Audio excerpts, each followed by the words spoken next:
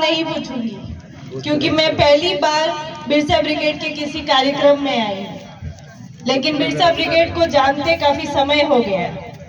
मैं यहाँ पे स्पेशली कुछ बातें करना चाह रही हूँ, उसके पीछे कुछ कारण है, क्योंकि पहली बार ऐसा लग रहा है कि ज्यादातर लोग मिशन का हिस्सा है, वो समाज को जानते हैं, वो भगवान रेंगापुर को जानते हैं, टंटिया भील को जानते हैं, बिरसा मुंडा को जानते हैं।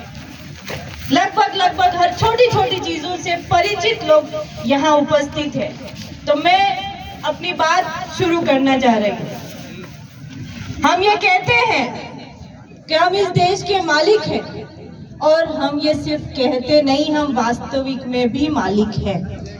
लेकिन हो क्या रहा है? जिन महापुरुषों ने हमें मालिक होने का एहसास कराया, उन्हीं महापुरुषों के जन्म स्थानों की जमीनें भी हम आदिवासियों के नाम पे नहीं है। क्या इसके लिए हमें नहीं लड़ना पड़ेगा? लड़ना पड़ेगा, लेकिन किसके लिए लड़े? कौन हमारे साथ खड़ा रहेगा? क्या हम घर घर जाएंगे ये कहने की एक लड़ाई है जिसमें आपको आना है? ये व्हाट्सएप, ये फेसबुक, ये इंस्टाग्राम सब लोग नहीं चलाते,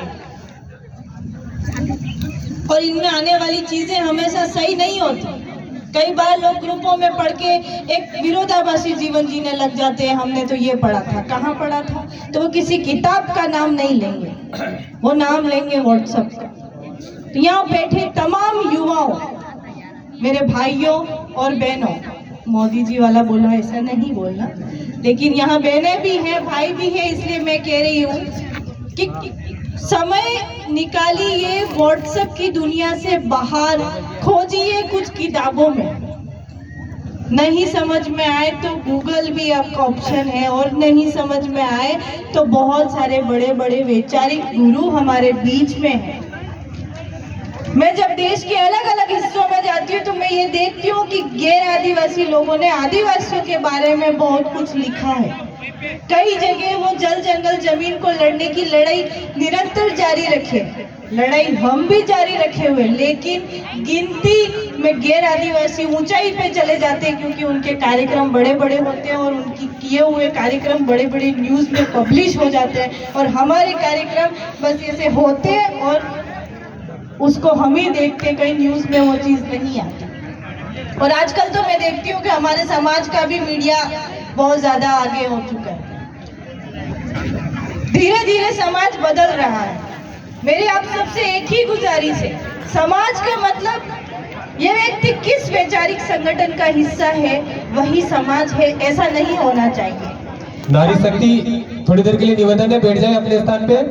कार्यक्रम समापन की ओर है, सभी से निवेदन है, समय है।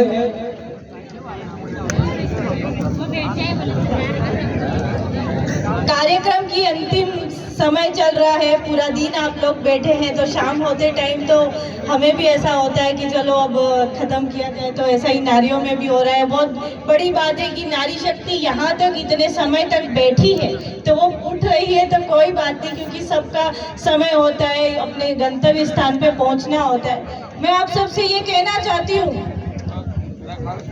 कि समाज वो नहीं है कि आप इस वैचारिक संगठन से हैं, जैसे आपके यहाँ जेएस काम करता है तो सिर्फ जेएस पे काम करने वाला ही व्यक्ति यहाँ के समाज का हिस्सा है, ऐसा नहीं होना चाहिए। सिर्फ बिरसा ब्रिगेड में काम करने वाला व्यक्ति ही यहाँ के समाज का हिस्सा है, ऐसा नहीं होना चाहिए। यहाँ के अध्यक्ष में काम करने वाला व्यक्ति ही समाज का हिस्सा, ऐसा नहीं होना चाहिए। हर एक आदिवासी जो भगवान टंटिया भील का वंशज है, भगवान रेंगापुर का वंशज है, भगवान बिरसा मुंडा का वंशज है, वो सब आदिवासी होने चाहिए और वही समाज होना चाहिए। किसी की मदद करते टाइम हमें ये नहीं सोचना कि इसका राजनीतिक दल क्या है, इसका सामाजिक संगठन क्या है, ये किस गांव से आता है। अगर हमें ये लगता है कि वो सामने वाला मुसीबत में है, आदिवासी है, हालांकि मुसीबत में तो हमें सबकी मदद करनी है, लेकिन कई बार मुद्दे होते हैं कि किसी की जमीन कोई हड़प रहा है, कोई ठेकेदार किसी के साथ गलत कर रहा है, कहीं पे किसी बहन बेटी को बेचा जा रहा है, तो कहीं किसी बहन बेटी को सरेआम रोड पे मार के फेंका जा रहा है, और हम लोग देखें। ऐसा कम से कम हमारे आदिवासी खून में नहीं होना चाहिए, हमारी आंखें किसी अन्याय को होते हुए नहीं देखनी चाहिए,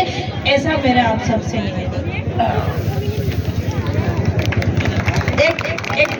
बहुत ज्यादा चल रही है, धार्मिक लड़ाई।